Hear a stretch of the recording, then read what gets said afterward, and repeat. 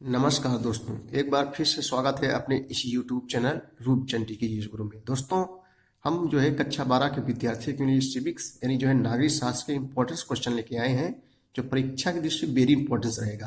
कुछ बच्चों का कमेंट्स आ रहा है, सर जी जो है सिविक्स डालिए, नागरिक शास्त्र को डालिए जो है वीडियो को।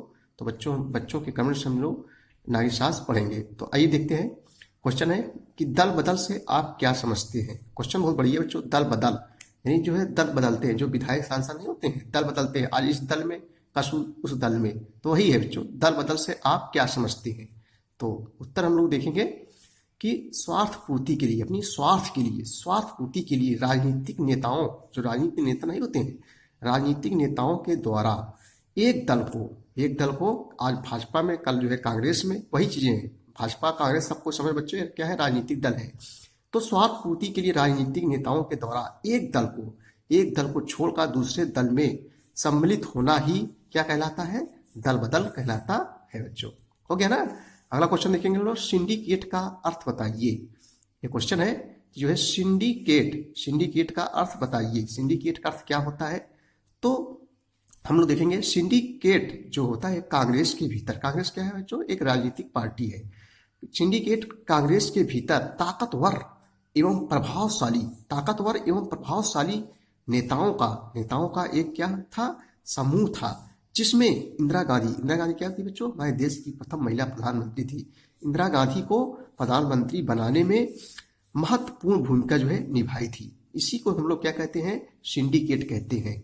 अगला क्वेश्चन है कि जो है पाकिस्तान के लोकतांत्रिकरण में कौन सी कठिनाइयां हैं बच्चों। ये जो है पाकिस्तान एक देश है, पाकिस्तान जिसकी राजधानी जो है इस्लामाबाद है। तो पाकिस्तान के लोकतांत्रिकरण में कौन सी कठिनाइयां हैं। तो आइए हम लोग देखते हैं कौन सी कठिनाई है पाकिस्तान के लोकतंत्र में।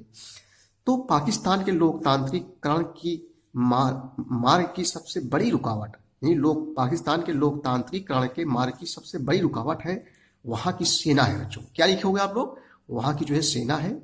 और पाकिस्तान में सदा से ही छद्म लोकतंत्र रहा है। अर्थात कहने को तो वहां पर लोकतंत्र है, परंतु जो है वास्तविक शक्ति वहां की सेना के पास है। किसके पास है बच्चों, सेना के पास है। और पाकिस्तान की सेना वहां की जनता द्वारा चुनी गई, सरकार का अपने हितों के अनुसार जो है उपयोग करती है। और जब चाहे तख्ता जो है पलट कर देती है,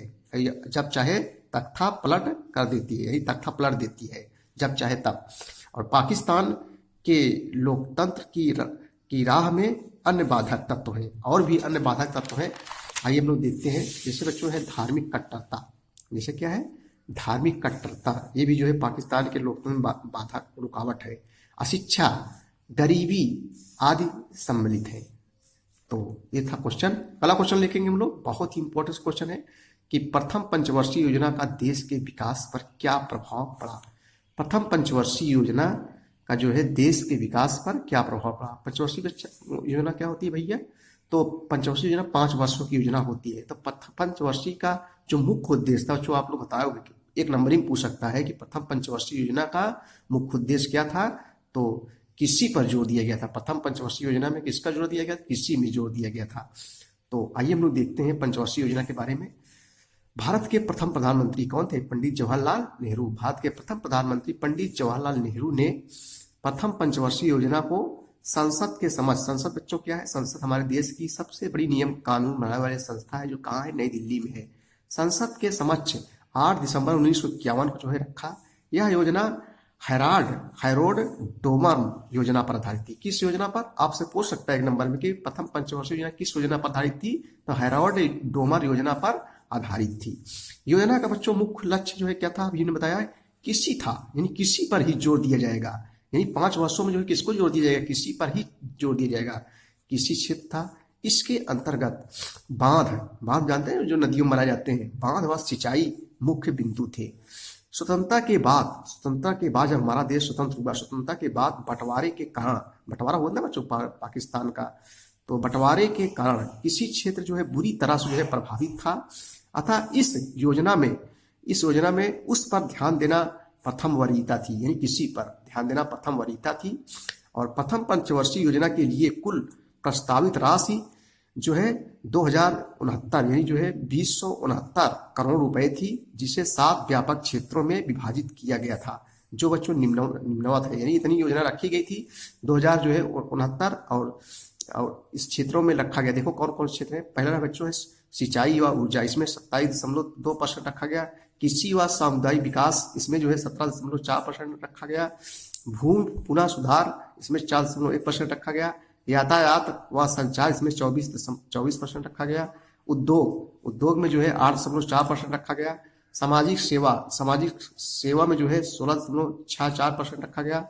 अन्य क्षेत्र व सेवाएं में 2.5% जो है रखा गया। देखो इस योजना का देश के विकास पर जो है महत्वपूर्ण प्रभाव पड़ा, जिसके तहत बच्चों निम्न कार्य किए गए। देखो मई 1952 से जो है औद्योगिक विकास एवं नियमन अधिनियम 1951 लागू हुआ, जिसका उद्देश्य क्या था? जिसका उद्देश्य था औद्योगिक नीति के प्रावधान को संरक्षण प्रदान करना। 2 अक्टूबर 1952 को जो है सामुदायिक विकास कार्यक्रम की रूपरेखा तैयार की गई। इस कार्यक्रम का उद्देश्य था गांवों में कृषि, पशुपालन, ग्राम उद्योग, स्वास्थ्य और उपचार तथा बाल कल्याण जैसे क्षेत्रों में जो है सुधार, लोगों के जीवन स्तर को जो है सुधारना था।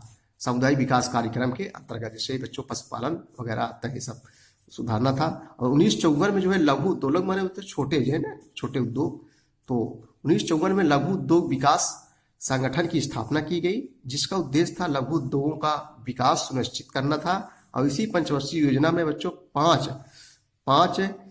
इस्पात, यहाँ इस्पात है, 5 इस्पात संयंत्रों की जो है नींव रखी गई।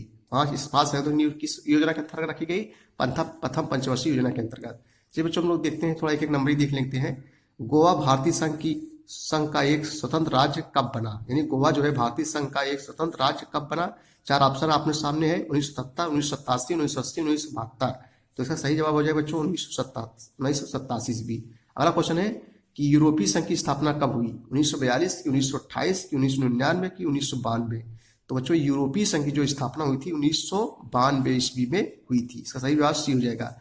अगला क्वेश्चन है कि द्वितीय विश्व युद्ध कब समाप्त हुआ? 4 ऑप्शन आपके सामने है, 1946 है, 1945, 1947, 1944।